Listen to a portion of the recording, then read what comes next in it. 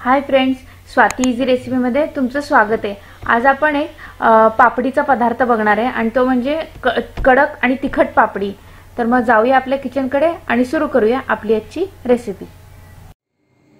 तिखट पापडीसाठी आपल्याला लागणार आहे हा 1 वाटी मैदा आहे, 1 चमचा तीळ आहे, अर्धी वाटी बेसन, 1 चमचाभर ओवा, 1 चमचा लाल तिखट आणि मीठ चवीनुसार।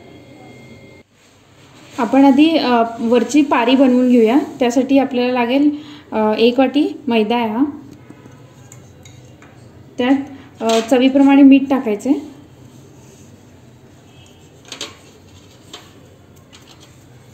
आणि 1 चमचाभर एवढा ओवा।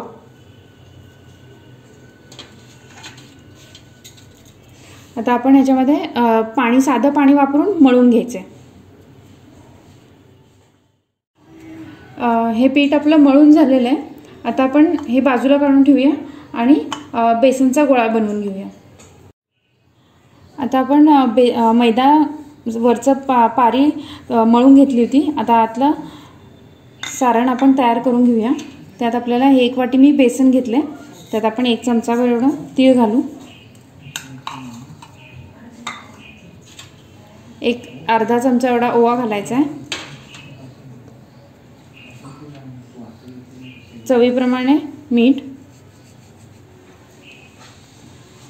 आणि 1 चमचाभर एवढा लाल तिखट। हे आपल्याला व्यवस्थित मिक्स करून घ्यायचे। बेसनला जास्त पाणी लागत नाही, 1 ते 2 चमच्यामध्ये 1 ते 2 चमचे इतपतच पाणी घालायचे आणि मळून घ्यायचे। आपल्याला हे व्यवस्थित घट्ट मळून घ्यायचे आपल्याला, कारण आपण ह्याचा गोळा मैद्याच्या पिठामध्ये भरून मग पुरीसारखं लाटून घेणार आहे।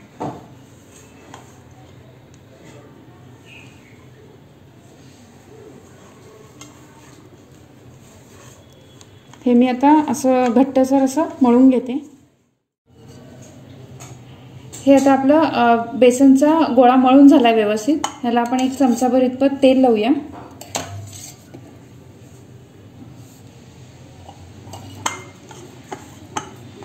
तेल लावून व्यवस्थित मळून घेऊया आणि 5 ते 10 मिनिटं ह्याला भिजत ठेवायचे।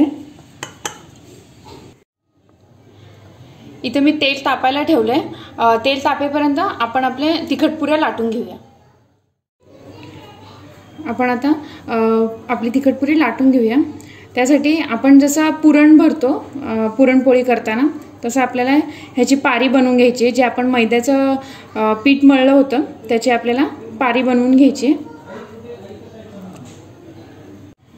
आता या पारीमध्ये आपल्याला हे जे बेसनचा गोळा मळून घेतला होता आपण, तो मी घेतलाय आणि हा ह्याच्यामध्ये भरून हे बंद करायचं आहे व्यवस्थित आणि गोल करून लाटून घ्यायचे। आपल्याला छोट्या छोट्या पुऱ्या जशा आपण लाटतो तसंच लाटून घ्यायचे आणि थोडंसं मैदा भुरभुरून घेऊ आपण, म्हणजे पोलपाटला आपल्या चिटकणार नाही।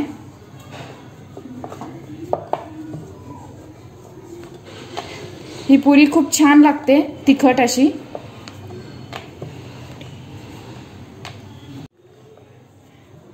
मस्त पातळ अशी लाटून घेतली की ती कडक आणि छान लागते पापडी ही।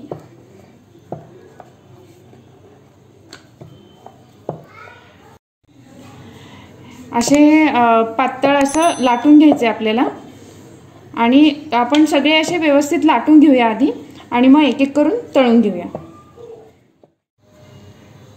हे असे मी 3-4 लाटून घेतले। आपलं तेल सुद्धा तापलंय, तर मग आपण आता हे तळून घेऊया। तेल आपलं कडक तापलंय, मी गॅस बारीक करून घेतलाय आणि आता आपण हे एक एक ह्याच्यात सोडून तळून घेऊया।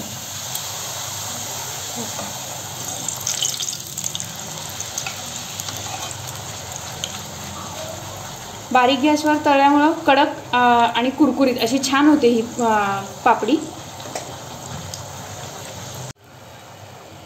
ही पापडी आपली मस्त अशी तळून झाली आहे। जास्त लाल करायची नाहीये, कारण ती गार झाली की मग कलर त्याचा दिसून येतो लाल झालेला. आपण जी लाल पावडर टाकली त्याच्यामुळे त्याचा कलर दिसून येतो. आपण आता हे काढून घेऊया. व्यवस्थित तेल नितरून घ्यायचं याचं आणि डिश सर्व करूया. तर तुम्ही पाहिलंय फ्रेंड्स, आपली कडक आणि कुरकुरीत पापडी तयार झाली आहे. मस्त लागते. नक्की करून बघा आणि माझ्या चॅनलला लाईक, शेअर आणि सबस्क्राईब करायला विसरू नका. थँक्यू.